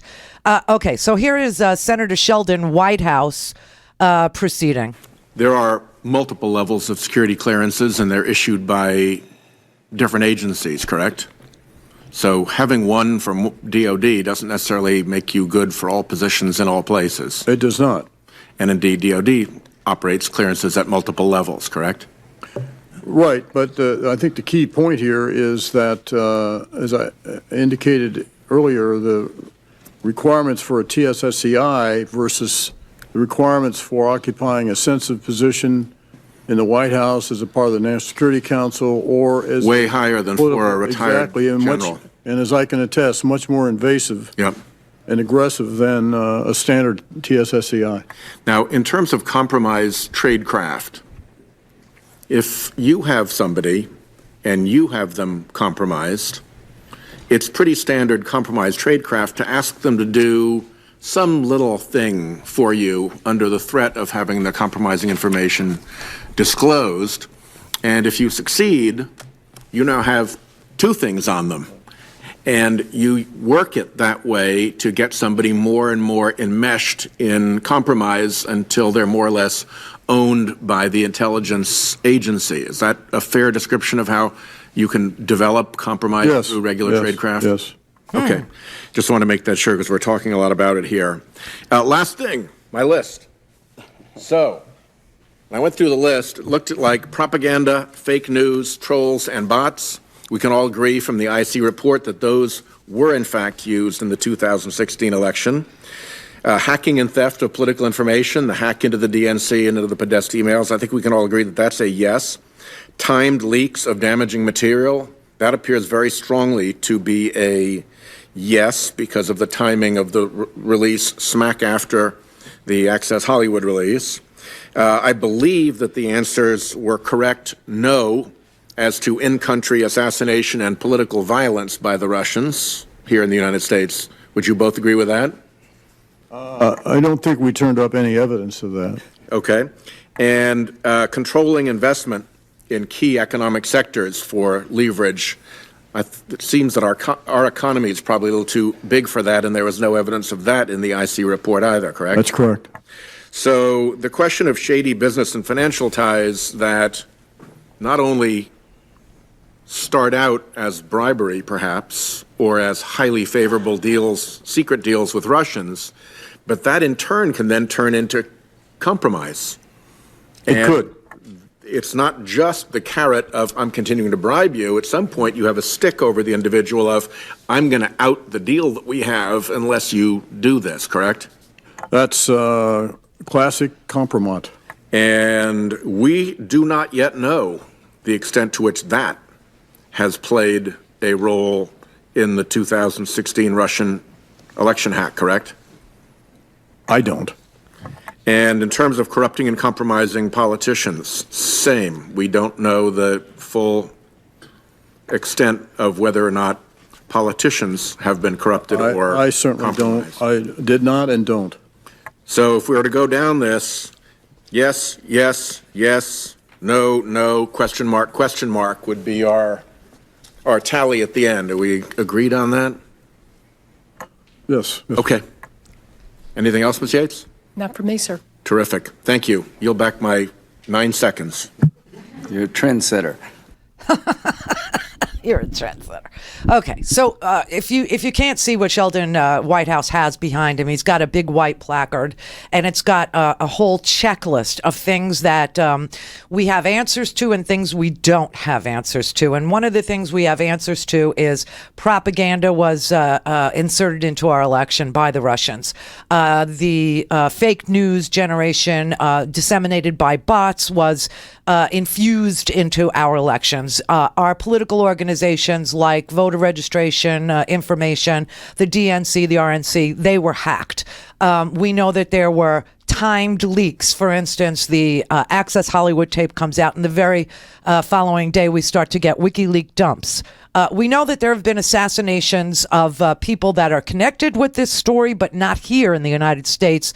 We do know that people were poisoned. We do know that people were killed in Russia who seem to have known about the hacking or who seem to have been informed about compromising some of the people around Donald Trump, but nothing here. So that was a no. Investing in key economic sectors. Sheldon Whitehouse decided that our economy is too big for them to have had an effect on our key economic sectors. Although I would say that having Rex Tillerson as Secretary of State, former head of ExxonMobil, discussing a $500 billion oil deal with Russia might be investment in a key economic sector. He's also talked about shady shell companies that operate here in the United States. And he doesn't know the answer to whether or not our politicians were compromised yet because we don't know the answer. However, I will submit that today we got information from a golf writer. You never know where the big story is going to come from. I read a lot of things. And one of the golf writers who was doing the autobiography of Jack Nicklaus was covering Donald Trump because Donald Trump called him and begged him to come to his new golf course in North Carolina one day. And this particular golf writer really wasn't in the mood to go to Donald Trump's golf course in North Carolina that day, but he did. And when he got there, he was looking around and he asked Donald Trump, because Donald said, ask me anything you want. And he said, well, where is all this money coming from for this here golf course? And Donald Trump told him, it's mostly Russian money. We got $100 million from the Russians. And then Eric Trump told him, yeah, there's so much Russian money in this golf course. It's an amazing thing how they love to invest with us. And of course, you have Don Jr. back in 2008 saying that all the apartments were being purchased by Russians and that Russian money was just pouring in. Perhaps it is true that Michael Flynn has been under investigation by our intelligence agencies for a really stinking long time. Like from the time he was fired by the Obama administration and then showed up on Russian television at the lead table sitting next to Vlad. Perhaps that started an investigation of him and even Jill Stein, who she was sitting at that table too.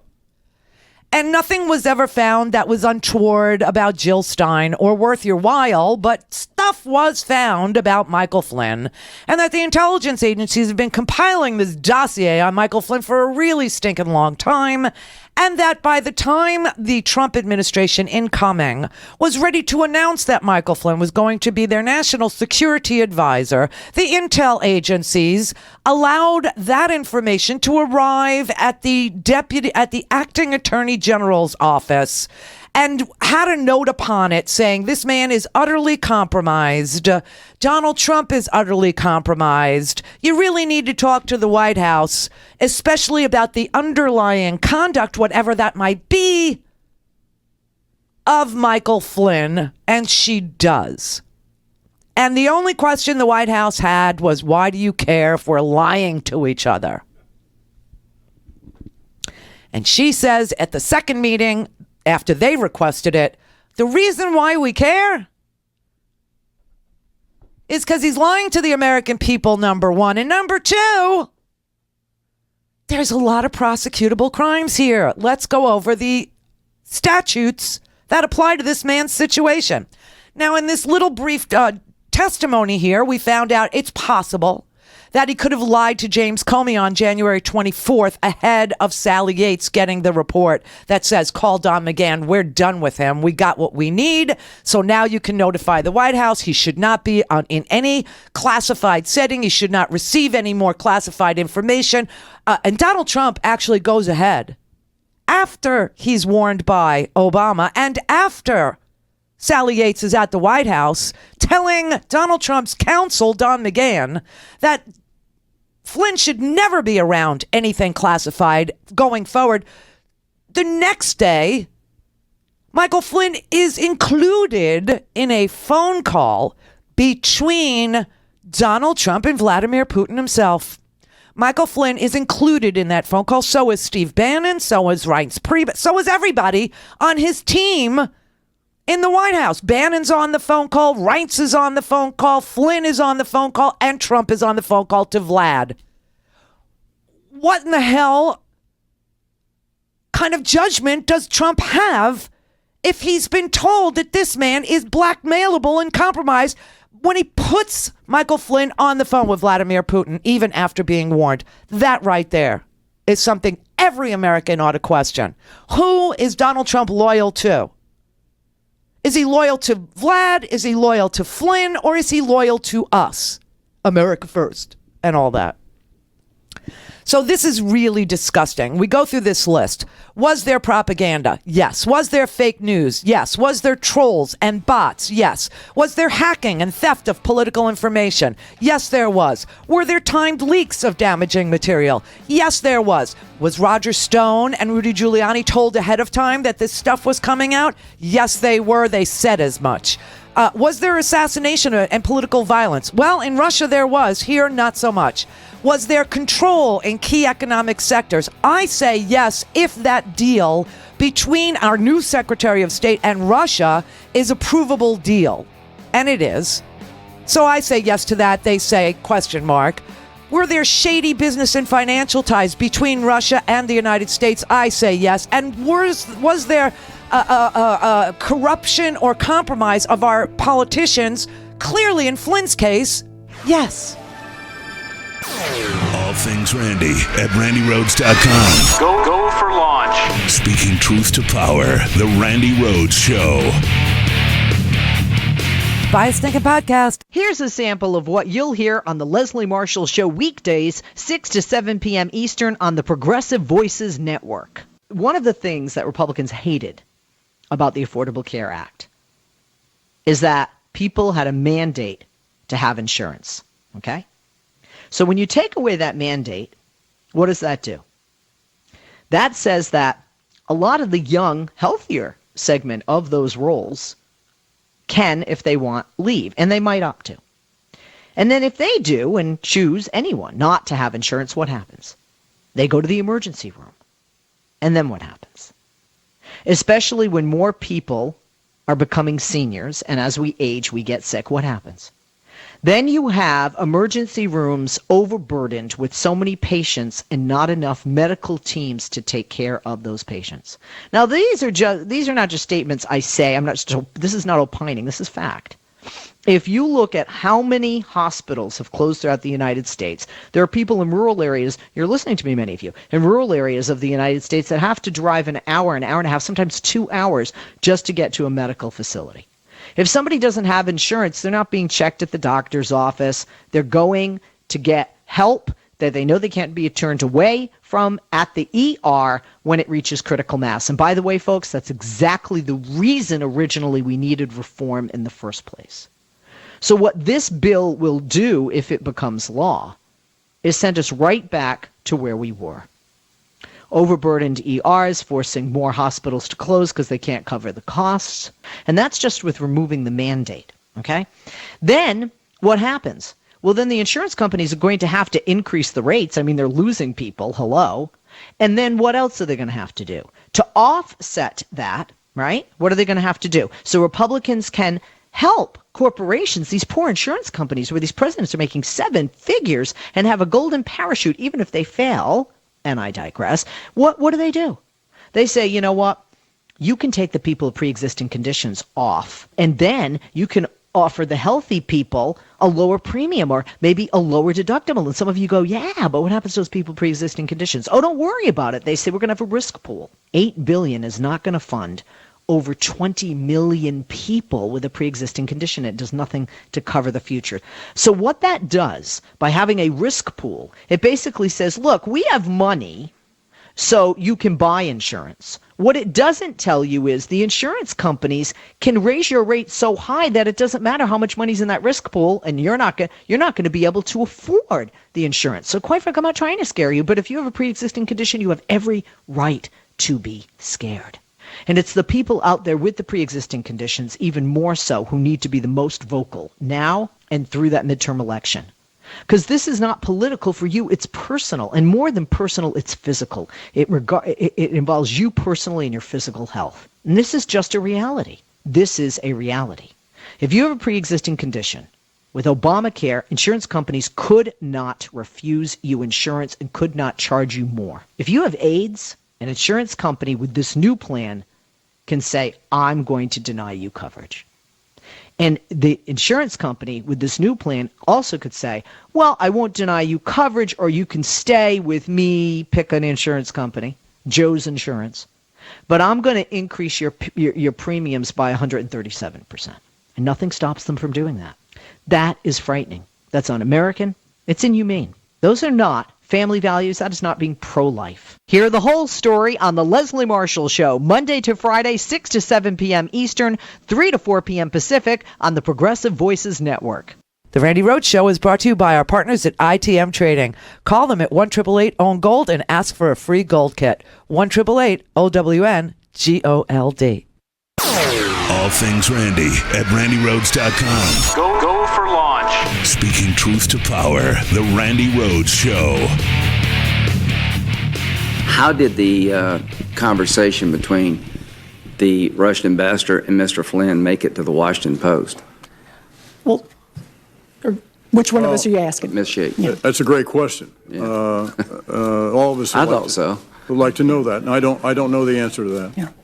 Nor do I know the answer to that. Is it fair to say that if somebody did make an unmasking request, we would know who they were, and we could find out from them who they shared the information with? Is that fair to say? The system would allow us to do what I just described. Well, unmasking requests are not made to the Department of Justice. No, but to the agency who does the collection.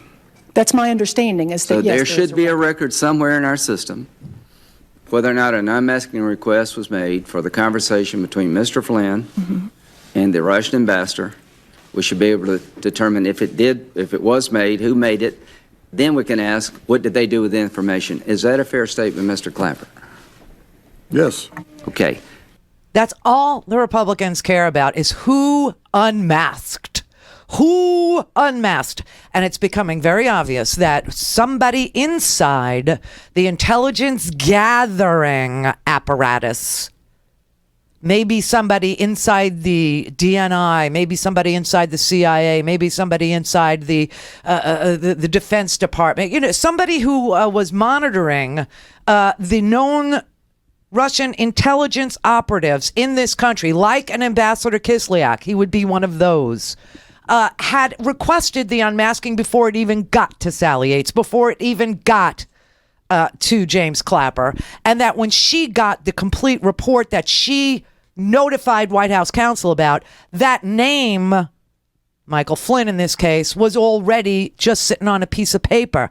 Now, who the hell knows who? But that's all they care about. They don't care that Michael Flynn, that the White House incoming was warned by the previous president, I fired this guy as director of national intelligence, and he has the keys to the kingdom with regard to the United States intelligence apparatus. He's got so much information, and there he is in Moscow giving speeches for pay, and there he is in Moscow sitting next to Vladimir Putin, and there he is on the telephone talking to Russian operatives and agents.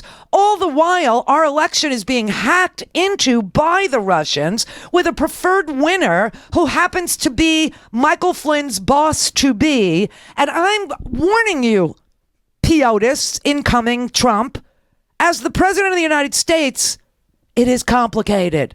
Don't put him in that position. He is compromised, and he does it anyway. And then the Department of Justice tells Trump's lawyer this. His only question is, why do you care? If we're lying to each other, why do you care? And then she's like, I care because there are prosecutable offenses here, and that's why the Department of Justice cares. Plus, we believe that he was not truthful with Comey on the 24th, 4 days earlier. So I'm telling you right now, fair warning, and they fire her. They fire her.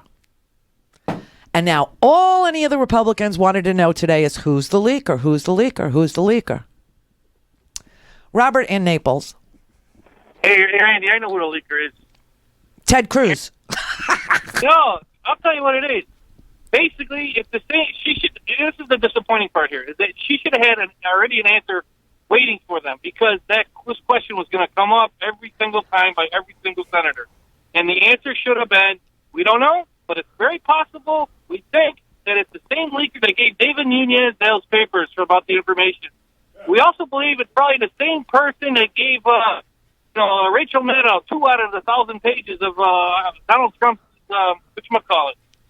Put the whole the whole speculation back on them.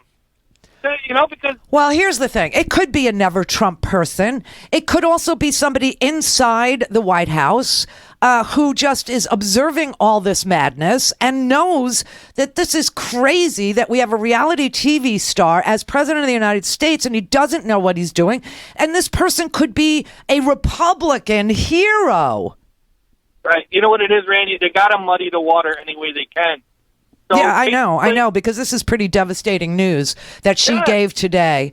And truly, all we needed to do was watch. I didn't, understand that was going to be the case, but all we needed to do was watch the first hour, which I recorded and chopped up for you, so you didn't have to sit through the whole madness. But I appreciate it, Randy. Yeah, but what she should have said, you know what? We should find that person and put a fucking medal around him because that's a fucking hero right there. Yeah, honestly, if you have a Russian spy as the national security advisor to the president of the United States and somebody says that's just plain sick and they actually, start leaking it to the newspaper, they are a hero. But the truth is they also broke the law. So what does one do? You know what? Here's what you do. You prosecute, you find them, you prosecute them, and the next administration totally lets them out of jail. No problem, never been charged. You pardon them? Pardon them, of course. Yeah. Well, Randy, I love you. I love you too. Yeah, we could actually be looking at somebody inside the White House. We could be looking at somebody inside the intelligence agencies.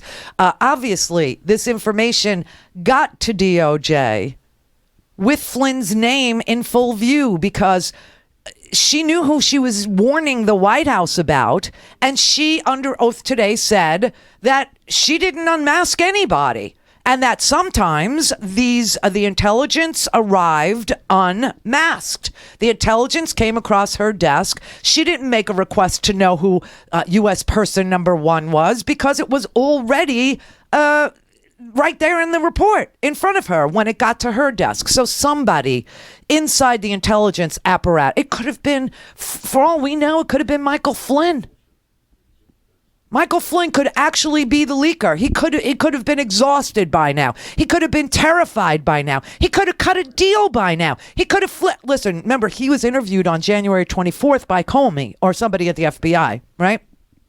So he's interviewed on the 24th. He could have said, yes, that was me on the phone. I'm done. Let's make a deal. I'll, retroactively register as a foreign agent because, yes, I was lobbying for Turkey. Yes, I took money from Russia, but cut me a deal. And then the intelligence report could have arrived on her desk with Flynn as American number 1 because it came from Flynn himself. Wouldn't that be something? Nick in Mississippi. Hey, how you doing, Randy? Hello. Hello. Well, I have to do this again. I have to beat on a half-dead horse. Make sure it doesn't get up. All right. I really believe that when this is done, it's going to take down, I said this before, it's going to take down half the Republican Party, and they're running scared. They are scared. He was tweeting like a maniac this morning and misspelling the word council. He's got a White House counsel and he misspells the word council. Well, he doesn't know any No, he doesn't, and neither do his followers. It is an interesting thing, a mental predisposition to not knowing the difference between TWO, TOO, and TO, or THEIR. THEY''RE. Or THERE. It's just basic English, and for some reason, Trump supporters don't have a grasp upon it. Speaking of Trump supporters, here's a shocker for you. Yeah. I tuned over to Fox News just to see if they were, broadcasting the hearings. Oh, were they? They are. They are. Yeah, or at least they were. Oh. That's exactly what I said. Oh. Now, how you girls going to spend that over there on Fox? Yeah, I'll tell you exactly how they do it. They take the Republican questions about the leaker and they play those up. And they ignore Richard Blumenthal. They ignore Sheldon Whitehouse. They ignore Al Franken. They ignore, Debbie Klobuchar. They just ignore all the Democrats' questions. Mm-hmm. So that's what they could do with it. Yeah. But I really believe that this is going to take down the Republican Party. Well, it sure could take down the entire Trump administration, that's for sure. I mean, there's 7 people here. There's Manafort, there's Carter Page. By the way, Carter Page he wrote a big long letter saying, why don't you just have me testify? I want to come and testify, and this garbage about me, it's just... So they invited him, the Senate did, come testify, and he responded, I can't. I know. I really believe that it's going to go further than the Trump administration. Yeah? Yeah, I think it's going to be the Trump administration just at the very minimum. Because you got to look at, what's his face? Turtle face. McConnell. Yeah, because he had to know something, too. Okay, and he wasn't going to say... Well, I'll tell you, Paul Ryan knew something because when Devin Nunes pretended to get information from the intelligence community, he really got it from the White House, as we know. And he did all that so Sally Yates couldn't testify. Remember, they blocked her from testifying before in March. That's right. Okay, and so Nunes went to Ryan and said, I'm going to the press. I got this information, and I need to get it out in the press so that Sally Yates will not be, able to testify. And Ryan knew that he had gotten it from the White House. So Ryan's involved, too, now. Yeah. And what I'm looking at, too, about Mitch McConnell is he wasn't going to say anything because he wanted to get paid. And his wife taking on the... transportation, yeah. Yeah, that was his payment.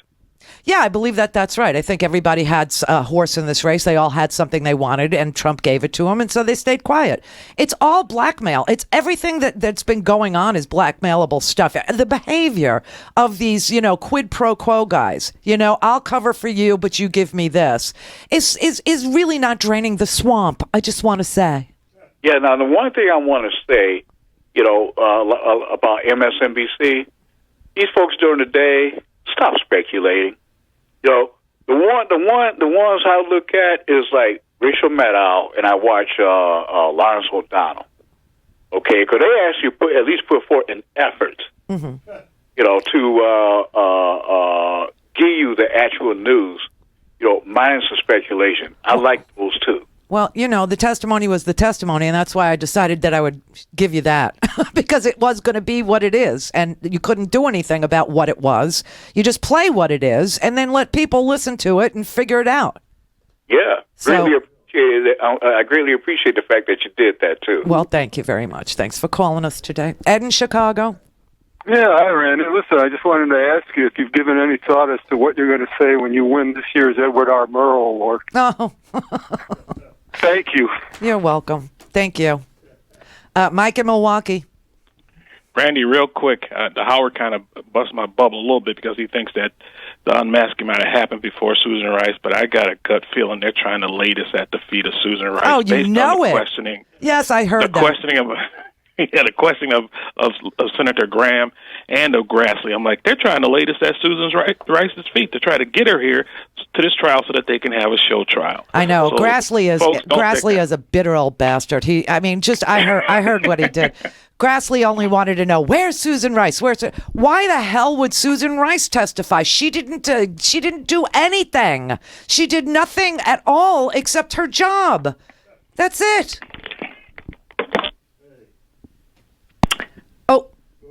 I don't know what happened. I think he was, juggling the telephone there. Anyway, so there you have it. That was Sally Yates' testimony. There is another hearing this week. I believe James Clapper will be over on the House side. I'm not sure. I think Sally Yates will also go on the House side to testify to the House Intelligence Committee. All of this, everything that we relied on to do our show today, you can find on cspan.org. Word for word, minute by minute. I'd encourage you to do that in case you missed any of it. And tomorrow, we're going to go over who gets hurt and when I mean, a timeline of who gets hurt and when with this ridiculous piece of swill called Trump Care. Oh my God, the breakdown of how it happens and when it happens and to whom. Frightening. Buy a stinking podcast.